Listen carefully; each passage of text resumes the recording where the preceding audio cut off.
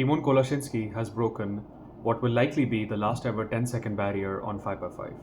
He recently broke the sub-30 barrier with the 29.49 world record single. In that same round, he also broke the world record average and is now almost a full second ahead of second place. Today, we're going to break down and analyze this iconic solve and see what we can learn from it.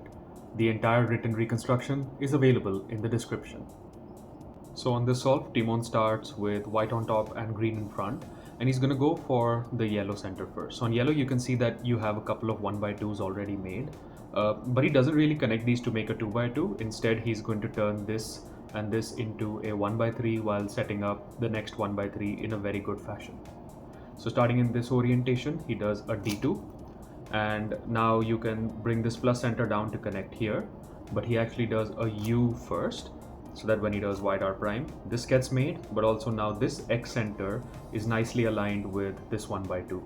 So here he does a 3D white prime, and then he does an R white prime. So that creates the 2x3 on the bottom. This is something that Tymon is really good at, building his first center on the bottom, and it allows for really good look ahead into the second center. Now here you can see this X center, and this plus center. So Tymon just does an F prime to align all three of these to make the bar. Now he kind of solves this by doing U wide prime to connect these, U wide, and then a D wide so that the bar comes to the front, and then he can insert to the bottom with D prime. And instead of really doing an L wide, he kind of knows what's on top here, so he sort of executes it like a 3R wide, and then now he's on to the white center. I guess he did not see this X center, but it doesn't end up mattering much, as you're going to see. So what Tymon does at this point is he connects this X center to this plus center by doing U prime, wide R prime, U, wide R. And at this point, I guess he's seen these two pieces because he does a U to put this on the right side, then an X prime rotation. Then he's going to connect these by doing a U wide prime. And then he's just going to connect this to this 2x2 in a way that also brings out this X center. So wide R, U prime, wide R prime. Now he's got these two X centers, and he's got a plus center in the back because it's not on the left and not on the right. So he just does a rotation over here, and he does U2. Then he's going to pair this X center with this plus center with RY2. Then he's going to do a D, 3RY2 prime, rotate, and then he's going to do U prime and insert with L wide prime, U2, L wide. Now, one small thing to keep in mind is that Tymon tends to have very good look ahead and very good transitions. So whenever you're inserting the last bar of your second center, you should already be looking ahead to your first cross edge. And when you're doing a lefty insert like this entire block is going to remain unchanged, and this edge is going to come to here. So I'm assuming that he looked ahead to the white blue edges because that's what he does for his first cross edge. So at this point, he rotates like this. And then before actually connecting these, he does a 4R wide prime, then a 3R wide prime. So he's building them in this bottom slot, which I really like. And at this point, he does a U prime, maybe to look at this wing, I'm not entirely sure. But it was not necessary because the wing is actually over here. So he rotates over here, he does 4R wide prime, U, and then he's going to connect this over here with RY2 prime, F. And at this point, you can already see that the white-red edges are really good. So he does a very simple insert here. So he does a 4R wide to bring this up. He's going to do a U prime to connect them, or rather to align them. Then he's going to connect them with a 3R wide prime. Then at this point, instead of doing L prime, F prime, which would have put the two cross edges in a really bad spot, he does 4R wide prime, D prime. These kinds of ring finger inserts are really good. Finally, he's going to do white orange. He's got this wing over here and this block over here. And the way he does white orange is by rotating. Then he's going to do R, U, and then he's going to do a 3L wide to connect these. And then he can insert them again with a D prime. Now, most people over here would just auto rotate to keep this empty buffer on the top. But I think at this point, Tymon already sees this 1x2 and this kind of lightning bolt shape. So from this angle itself, he does 3L wide prime, U2, R wide. So really good transition into his third center. Then he's going to align that. And then at this point, he does something really interesting and probably a good thing to do. So he knows that none of his green pieces are on these two faces. So rather than just doing a 4R wide prime, he actually commits to a full 4R wide 2 prime rotation. and he spots these two pieces. So he's going to do a U prime, and at this point he's going to connect the last bar like so, and then he can insert with U prime, wide R prime. So that's the green center. Now at this point he does a 4R wide prime, and he's going to move on to red. So what he does over here is he has this 1/3 and this 1/2. Rather than turning it into a T, what he does on red is he does a U, then a phase switch, and then he connects them to make a 2/2 like this. And in this case it actually works out well because you also have this X center to consider. So when you create this kind of a 2/2, you can now use this X center to really easily connect with a plus center, as you're going to see. So at this point he does 4R wide 2 prime, and he's going to connect this X center to this plus center like that.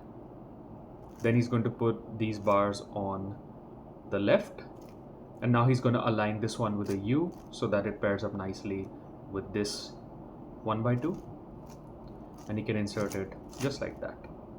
Now at this stage you can see that you have a 2/2 already on blue, and you have this kind of 1/2 that's not properly aligned. So he's going to align that by doing a phase switch just like that, and then he's going to align these on the left side, and that also gives him a very good last bar case just like that. Now at this stage he's probably spotted this wing, and I would assume he's also spotted at least this midge, because at this point he does a pretty big rotation kind of like that to hold the green center in the front, and then he does an R2 prime, presumably to bring this wing to the front. Now over here you have a couple of choices. If you pair up the wings first, then you need to slice for the midge, and I would assume Tymon didn't want to slice here, because after doing the R2 prime, what he actually does in this instance is he does R, U prime, R prime. And then here, I'm not sure if this was a fumble or intentional, but he does a U wide and then a 3U wide. So I'm assuming what he wanted to do here was U and 3U wide, because that would connect these two and put this in a good position.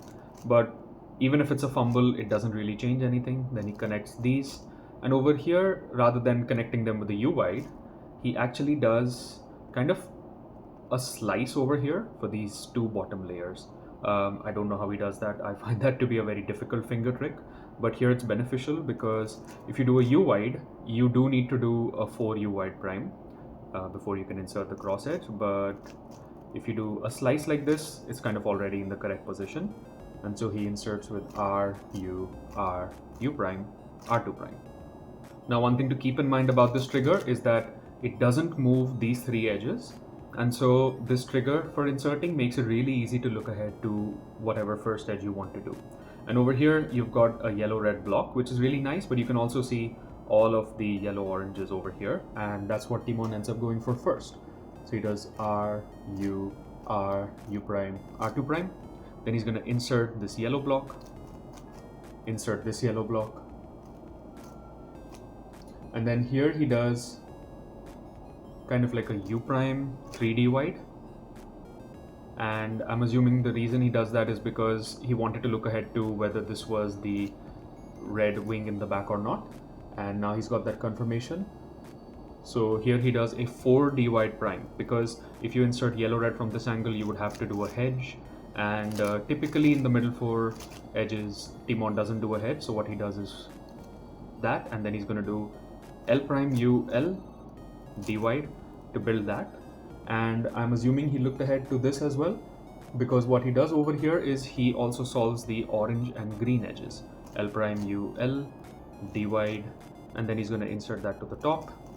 And this is where he does get a little bit lucky, because he had one edge out of his middle four solved, but also when he does U wide 3U wide, he has one of his last four edges solved. So he's essentially left with the last three edges case. So over here he just does his typical trigger, R, U prime, R2 prime, U prime, R, and then he rotates. Now over here there are quite a few ways you can deal with this case, and I think the best way to deal with it probably would have been to do a cycle for orange blue, which would have left him with an L2E case. But he does a not bad option here for the sake of look ahead. He goes for blue and red first, so he does a hedge to avoid a rotation in this case, slice, flip, slice back, and then he's just left with another slice, flip, slice back, no parity. Now at this point, while slicing back, you should probably be able to spot this free pair. So what Tymon does is he does a Y rotation, and for someone who inspects as far as Tymon on 3x3, it may not matter which order he does the pairs in, but on 5x5, where you have little to no inspection before jumping into 3x3, if you spot a pair, it's probably a good idea to do it in the back. So he does U prime, R prime, U, R to insert that, then he does a U, and then he's going to go for this pair. And at this point he rotates. Orange blue is a really good pair, so he just does this simple 5 mover.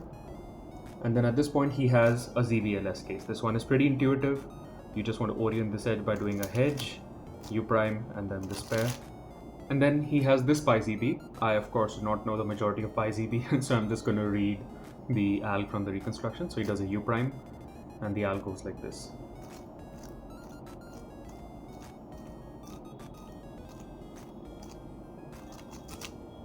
And no AUF.